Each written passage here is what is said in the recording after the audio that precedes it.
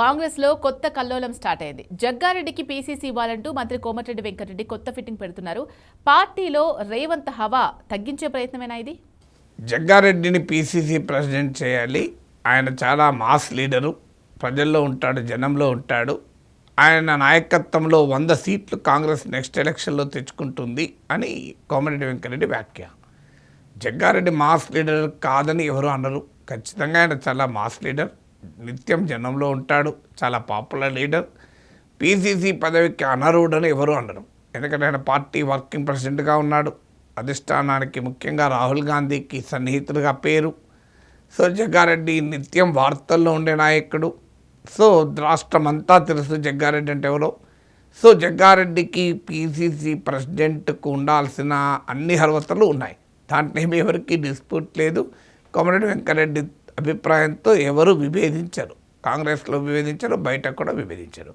కానీ సమస్య ఏంటంటే ఆయన ఈ సమయంలో ఈ వ్యాఖ్యలు చేశాడు. మరి ఆలోచించి కావాలని చేశాడా, యాక్సిడెంటల్గా చేశాడా?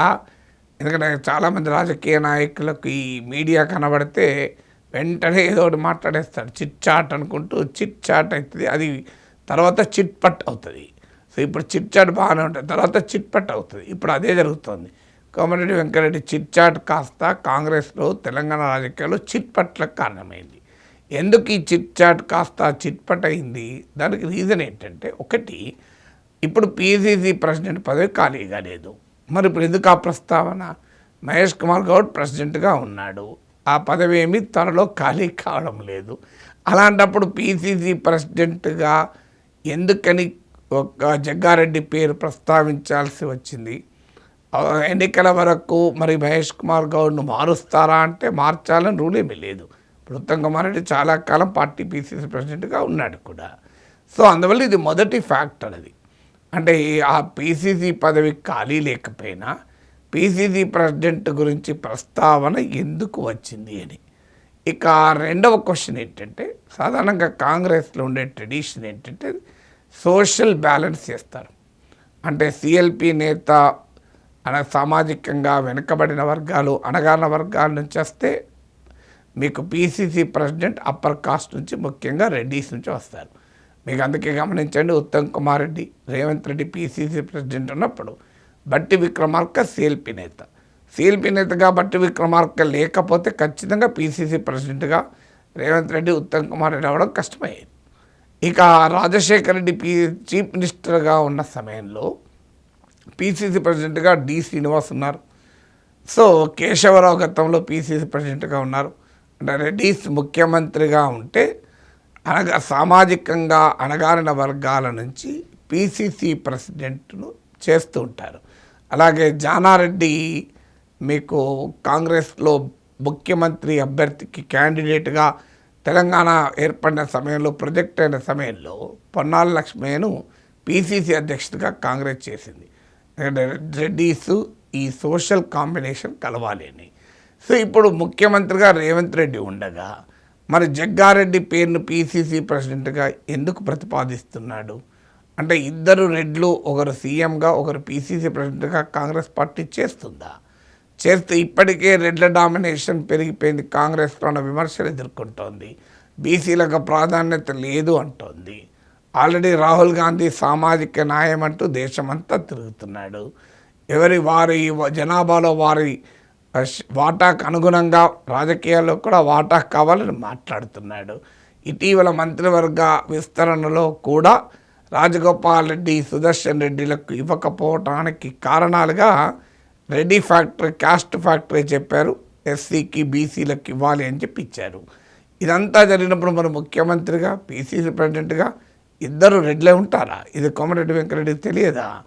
అంటే ఈ మాట అంటున్నాడంటే మరి కాంగ్రెస్ పార్టీ మరింతగా సామాజిక న్యాయం దూరమైంది, రాహుల్ గాంధీ చెప్పేది ఒకటి చేసేది ఒకటన్న విమర్శలు మూటగట్టుకోరా?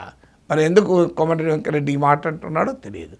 ఇక మూడవది, మరి జగ్గారెడ్డి కేవలం ఒక సాధారణ పీసీసీ ప్రెసిడెంట్ కాడు. మీకు రేవంత్ రెడ్డికి ఖచ్చితంగా ముఖ్యమంత్రి పదవికి పోటీ అవుతాడు.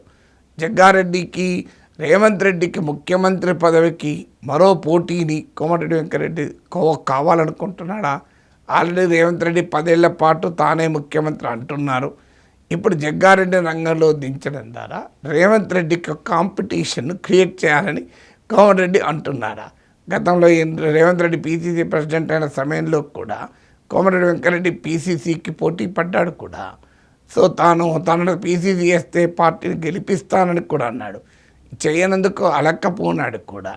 రేవంత్ రెడ్డిని పైన తీవ్ర విమర్శలు కూడా చేశారు. 50 కోట్లు ఇచ్చి పీసీసీ కొనుక్కున్నాడు, తెలంగాణ కాంగ్రెస్ కాస్త తెలంగాణ తెలుగుదేశంగా మారిందని వ్యాఖ్యానించాడు.